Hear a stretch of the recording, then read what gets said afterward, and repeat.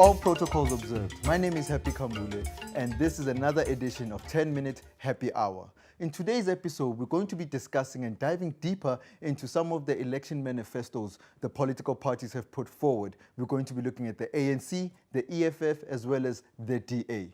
But first and foremost, I would like to thank all of you for taking a moment to view our video. And if you like the content, please subscribe and click on the notification button so that you can be notified when we release new episodes. The IEC has told us that there's 48 political parties that are going to be in the elections, and we are spoiled for choice. The IEC is the body that is mandated constitutionally to run the elections in a free and fair manner. The IEC stands for the Independent Electoral Commission. The ANC, uKhongolose, also known as the Broad Church. So where the ANC sits in the political spectrum of South Africa is that it's right there in the middle. This is the same party that gave us Oliver Tambo. This is the same party that gave us Winnie Madikizela-Mandela and Walter Sisulu. The party has been in power for 25 years and has, at this point, has never faced the type of challenges that it is about to face from the DA, the EFF, and the 45 other political parties. So what are they saying to us? What is the difference between what the ANC has done before and what is the difference to what they're going to be doing after the elections? Also, who are they sending to parliament? They're sending a number of people, both seasoned politicians as well as people who have been experienced with governance. The ANC's executive team has basically stated that the people who they're sending to parliament are the people who have been voted and also nominated by the branches. So there's a difference, of course, from what I'm saying. But wait, Happy, what's the difference between the executive committee and the people who are being sent to parliament? You're a recognized member.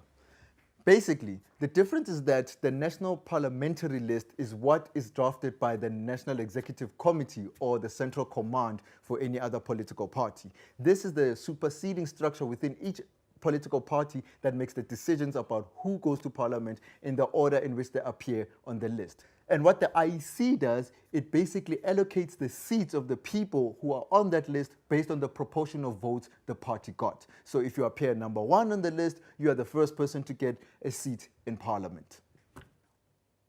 So let's bring it back to what we're talking about, the leadership of the ANC. The leadership of the ANC is made up of the top 6. And normally we would go with the top 5, but I think it's only fair that we go into the numbers of who the ANC is. So the first person on the list, in descending order, maybe let's put it like that, is Jesse Duarte. And then we've got Ace Magashule, who's also Elias Magashule. We've got Samson Gwede-Mantashe. We've got David Mabuza, as well as Paul Mashatile. But number 1 on top of the list, who is the running candidate for presidency in the ANC, it is Cyril Matamele Ramaphosa, also known as the negotiator, who's been around for quite some time and was quite instrumental in the negotiations in CODESA as well as the formation of the Constitution.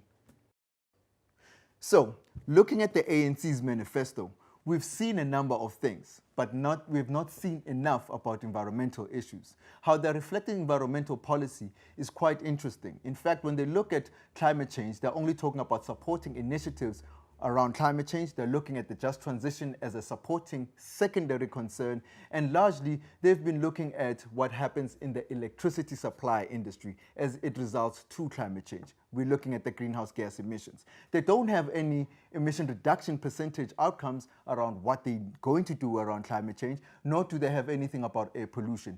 Plastics is really silent, but what we do know the ANC is looking forward to is to bring renewable energy into Eskom so Eskom can start building its own plants. What we also know is that the main political party is looking to leverage the big exploration of oil and gas offshore. We don't know how these things are going to pan out in terms of whether they are accompanying or they're complementary to their climate change support initiatives. But what we do know based on their foreign policy is that they're going to work harder on climate change based on the contribution which we're doing to the United Nations Framework Convention on Climate Change. Moving on to the DA, the Democratic Alliance. The Democratic Alliance was spun around in 2005. Well, Basically, the Democratic Alliance is a rebranding and a reconfiguration of what used to be the Democratic Party, which was an amalgamation of a number of opposition parties during the apartheid years of South Africa. The DA has always been the de facto opposition in terms of the ANC's rule since it started in 1994. But what the DA is saying this year is probably very different from what it has said in the previous years, due to the fact that there's a new boy in the block, there's a new child in the block, the EFF. So they have to contend with that. But let's go into the leadership of the DA. The leadership of the DA, the top five, it's not really a top five. We just chose them, the first five that came up to the list, as they are represented in the organizational structure. So not really much is known about the DA, since it is a federal type of election process that is employed within the DA. But as we are starting to understand the different dynamics within the DA, the least we can say is the five are made up of Dion George, Refile Ntere, as well as James Self. We've got also Ethel Trollip, I'm not sure if I'm pronouncing it right, but also number one on the list is Musi Maimane, Mr. D Money, My Money, Mr. 44 out of 10. Many of our people in South Africa don't have a job. In fact, 44 out of 10 South Africans don't have a job. The DA. The DA's manifesto is very scant on information around climate change. However, just like the ANC, they basically said that they'll be supporting the initiatives that are leading us to dealing with climate change. They're talking about private sector investment broadly into the electricity supply industry, but they're complementing fracking with nuclear and are talking about renewable energy being rolled out in a bigger scale.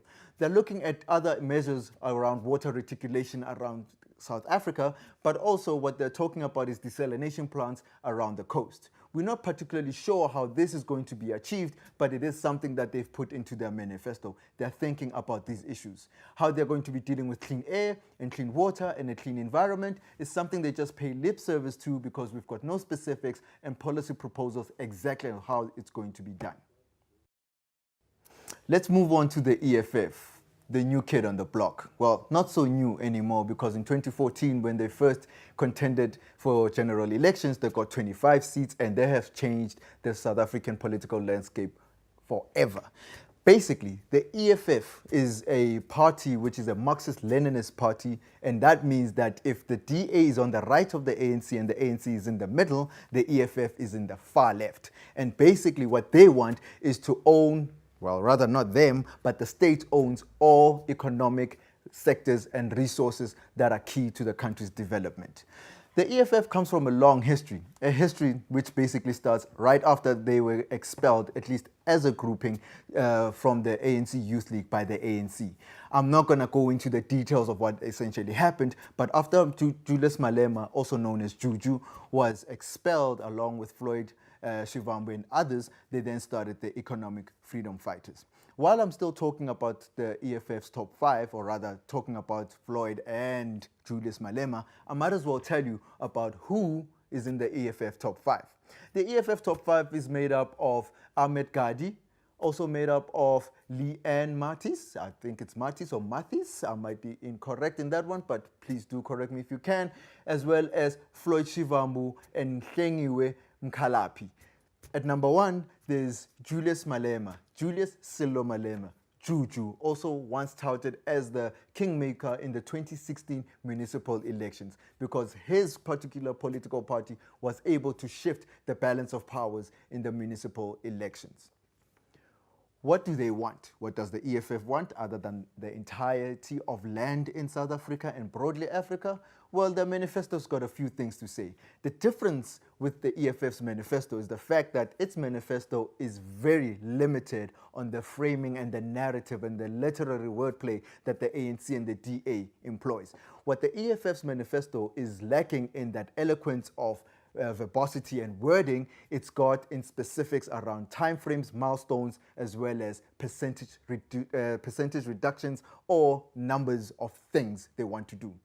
For example, what they're saying about carbon emissions is that they will reduce 10% of South Africa's carbon intensity, carbon emissions output, we're not particularly sure about which one at this point in time, but carbon emissions will be reduced by 10% in 2024. And there will be a total phase out of plastic bags by 2024.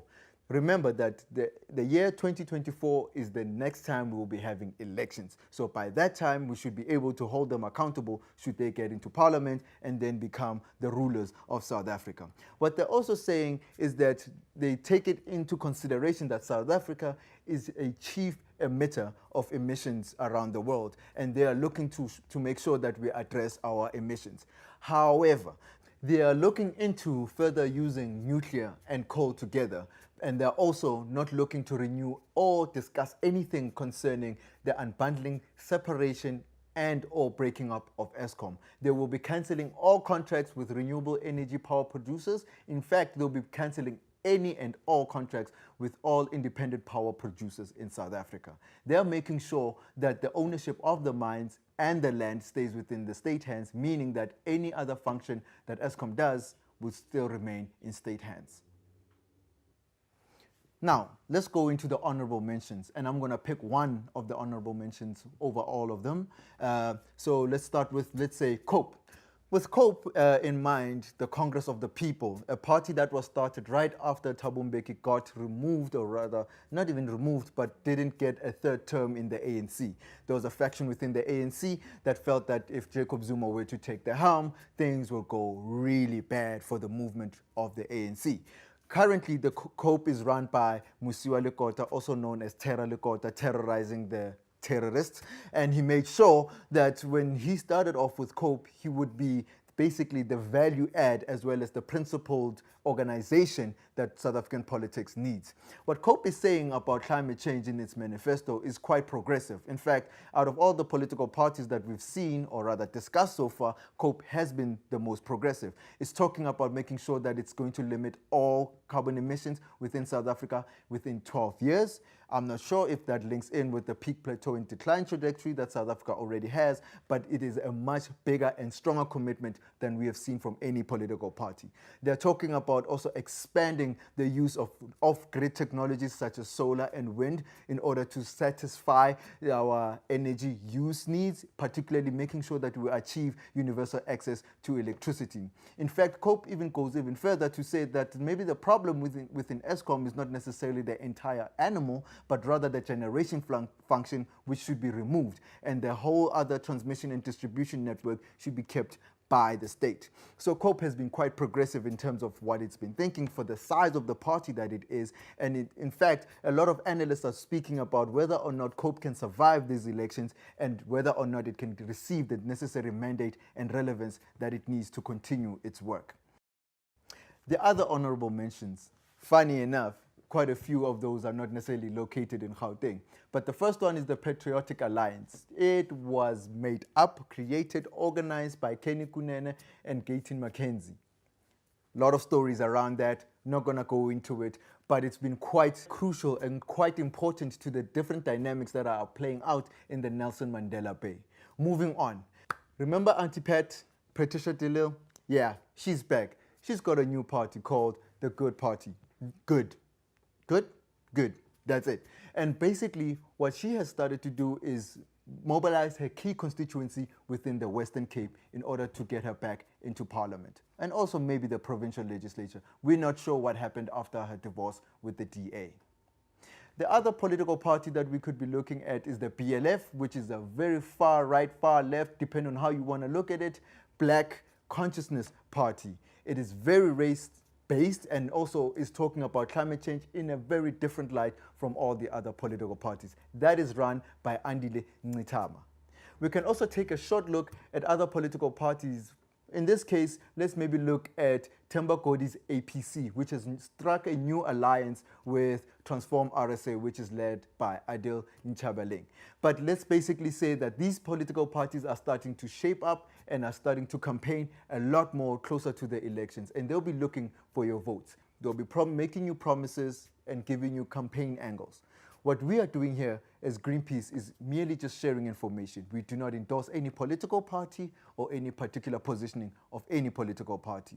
This is just for your information. When our opinion is actually being called upon, we will state it openly. So, what are you going to look forward to in the next edition? First of all, let's do a small little recap on what we did today. What we did today is we discussed political parties, the main three, the heavy-hitting contenders, the people who are going to be hitting us with the uppercuts, as I said earlier, and we also looked at honourable mentions. Within each of the political parties, we looked at who are the leaders, as well as what their manifestos are saying in relation to environmental policies. It was a very superficial deep dive. What we can do is, if you comment in our section below, we can actually address some of those questions that you may have around the political parties. So in the next editions, we're going to be looking at the macro political positioning of all the political party manifestos and what it means if the different issues are not addressed that we have identified. We will then also take a look at some of the activities that Greenpeace has undertaken in order to capacitate the political parties on some of these issues that we've identified. So, thank you for today. Thank you for joining us. My name is Happy Kambule, and I will see you in the next edition of 10-Minute Happy Hour.